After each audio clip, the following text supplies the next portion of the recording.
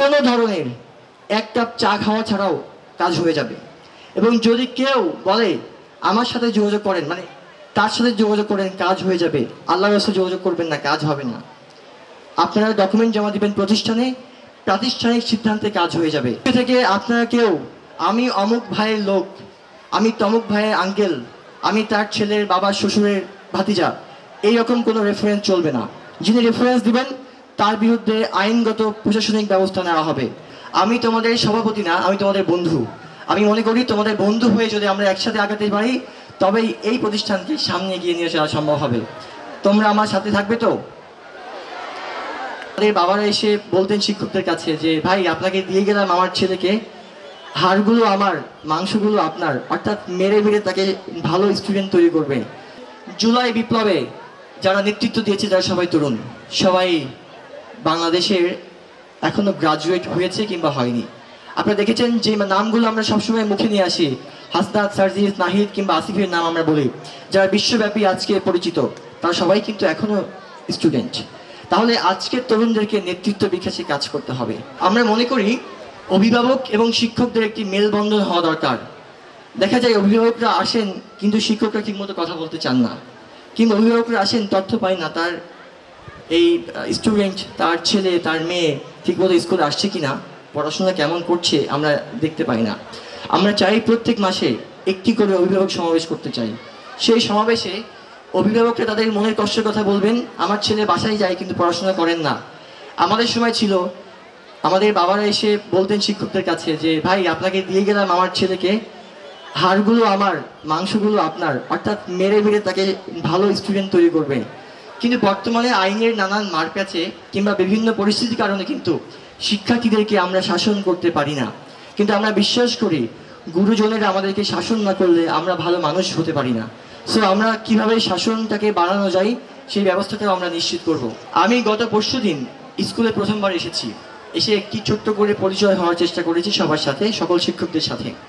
সেখানে শুনেছি তাদের কষ্টের কথা, গত 14-15 বছরের না পাওয়ার বেদনার কথা। আজকে বলছি, আজকে থেকে আপনাদের কোনো ধরনের বৈষম্য শিকার কেউ হবে না।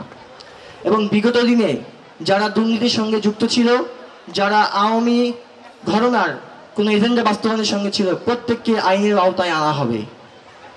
একই সঙ্গে গত 20 বছরের আর্থিক লেনদেনের হিসাব নেওয়ার জন্য আমরা একটি স্বাধীন অডিটর নিয়োগ দেওয়া হবে এবং সেটি আজকেই রেজুলেশন পাস করা হবে। আপনারা দেখতে পাবেন আগামী 1 মাসের মধ্যেই গত 20 বছরের সকল আর্থিক ডেবিট এবং ক্রেডিটের অ্যাসেট অ্যান্ড লায়াবিলিটির হিসাব আমরা আনতে চাই এবং সেখানে দোষীদের বিরুদ্ধে আমরা আইনগত ব্যবস্থা নেওয়া হবে এবং তাদেরকে অফিসিয়াল ডিসমিসাল করা হবে খুব দ্রুত সময়ের মধ্যেই। এবং যে সকল শিক্ষকবৃন্দ পালিয়ে গেছেন তারা এই শিক্ষা প্রতিষ্ঠানে আর কোনোভাবেই ঢুকতে পারবে না, এটা আমি নিশ্চিত করে বলছি। একই সঙ্গে বলছি আপনাদের যে সকল বেতনের বৈষম্য রয়েছে, অনেকজন বেতন ঠিকমতো পাননি, ইনক্রিমেন্ট হয়নি, ঈদ বোনাস পাননি। আমাদের একাডেমিক যে একটা বেতন দেওয়া হয় 30 মাস বেতন বকেয়া আছে, সকল বকেয়া, সকল না পাওয়াগুলো অচিরেই সমাধান করা হবে। যদি ফান্ড থাকে পিছনে এগুলো পেয়ে যাবেন, ফান্ড না থাকলে কিভাবে পিছনগুলো দেওয়া যায় আগামীর ফান্ড থেকে কালেক্ট করে সে ব্যবস্থা করা হবে। পাশাপাশি একটি বড় দাবি আমাদের রয়েছে, এটি বাংলাদেশের প্রথম মডেল শিক্ষক যে এই প্রতিষ্ঠানের মধ্যে একটি, কিন্তু আমাদের ভাগ্যের বিড়ম্বনা, জাতীয়করণের স্বাদ আমরা পাইনি, কিন্তু আমরা চাই। আমি বলছি আমার সর্বোচ্চ চেষ্টা থাকবে মেহেরপুর জেলার যদি আগামীতে একটি প্রতিষ্ঠানও জাতীয়করণ করা হয় সেটি হবে গাংনী পাইলট হাই স্কুল এবং কলেজ। আপনাদের মধ্যে এমপিও নন এমপিও নিয়ে একটি দুর্দশা রয়েছে, কষ্ট রয়েছে। এখানে একটি দুঃখের কথা আছে, এমপিও হওয়ার জন্য যতগুলো আমাদের পোস্ট রয়েছে তার চেয়েও অনেক বেশি জনের নিয়োগ দেওয়া হয়েছে পদে, নানানভাবে, পদে অপদে। যদি আপনার এমপি হবার সুযোগ থাকে অ্যাজ পার ল আপনি এমপি হতে পারবেন, আর যদি না থাকে আমি আগামী 1 মাসের মধ্যে বলে দিব আপনাকে এমপিও করার সুযোগ আমার কাছে নেই।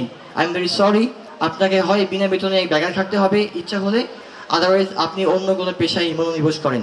কিন্তু ফ্রি আপনি কোনো একটি আশায় বসে এখানে বছর পর বছর ব্যাগার খাটবেন, সেটি আমি হতে দিতে চাই না, কিংবা আমি চাই না আপনাদেরকে মনের মধ্যে আশা নিয়ে থাকবেন কিন্তু ভবিষ্যতে হবে না। আমি স্ট্রেট ফরওয়ার্ড বলে দিতে চাইছি বিষয়টি। এই জন্য আমরা আজকে ওপেন বলছি, মিটিংয়ে ডিসিশনে বলে দিব আমরা যারা আপনারা এখানে শিক্ষকতা করছেন, যারা এখনো এমপিও হতে পারেননি কিংবা বেতন বন্ধ আছে, প্রত্যেকেই তাদের পক্ষের সকল ডকুমেন্টস প্রতিষ্ঠানে জমা দিবেন আগামী 1 সপ্তাহের মধ্যে। সেই ডকুমেন্টসগুলোকে স্ক্রুটিনাইজ করে অ্যাজ পার ল সেগুলোকে দেখভাল করে যদি আপনি পাওয়ার যোগ্য হন, কোনো ধরনের 1 কাপ চা খাওয়া ছাড়াও কাজ হয়ে যাবে। এবং যদি কেউ বলে আমার সাথে যোগাযোগ করেন, মানে তার সাথে যোগাযোগ করেন কাজ হয়ে যাবে, আল্লাহর রাস্তায় যোগাযোগ করবেন না, কাজ হবে না। আপনারা ডকুমেন্ট জমা দিবেন প্রতিষ্ঠানে, প্রাতিষ্ঠানিক সিদ্ধান্তে কাজ হয়ে যাবে। সেখানে কোনো লবিং কিংবা কোনো ধরনের অন্য কোনো কিছু প্রয়োজন হবে না। পরিশেষে দুটি কথা বলতে চাই। এই প্রতিষ্ঠান এতদিন চলেছে বিভিন্ন রাজনৈতিক ছত্রছায়ায় কিংবা রাজনৈতিক মাধ্যমে। অনেক শিক্ষক এখানে রয়েছেন, অনেক এখানকার স্টাফ রয়েছেন যারা সেই স্পেসিফিক রাজনৈতিক ব্যক্তিদের এজেন্ডা বাস্তবায়ন করতে চেয়েছেন। আজকে থেকে কোনো রাজনৈতিক এজেন্ডা বাস্তবায়ন চলবে না। আজকে থেকে আপনারা কেউ আমি অমুক ভাইয়ের লোক, আমি তমুক ভাইয়ের আঙ্কেল, আমি তার ছেলের বাবার শ্বশুরের ভাতিজা, এইরকম কোনো রেফারেন্স চলবে না। যিনি রেফারেন্স দিবেন তার বিরুদ্ধে আইনগত প্রশাসনিক ব্যবস্থা নেওয়া হবে। আপনি যত বড় ক্ষমতাধর ব্যক্তি হন না কেন, আমি বিশ্বাস করি আপনার ক্ষমতার কোনো ধরনের কোনো ক্ষমতা দেখানোর স্পেস এখানে থাকবে না। সুতরাং আপনি এখানকার শিক্ষক, আপনি এখানকার স্টাফ, আপনি এখানকার শিক্ষার্থী, এটি হবে বড় পরিচয়। এখানে অন্য কোনো পরিচয় আর চলবে না। একটি আহ্বান রাখতে চাই সবার জন্য, আমি একা কিছুই এখানে করতে পারবো না যদি না আপনারা আমার পাশে থাকেন। এই প্রতিষ্ঠান আপনাদের, আমাদের সবার। আসুন দল, মত, পথ নির্বিশেষে একসাথে কাজ করি।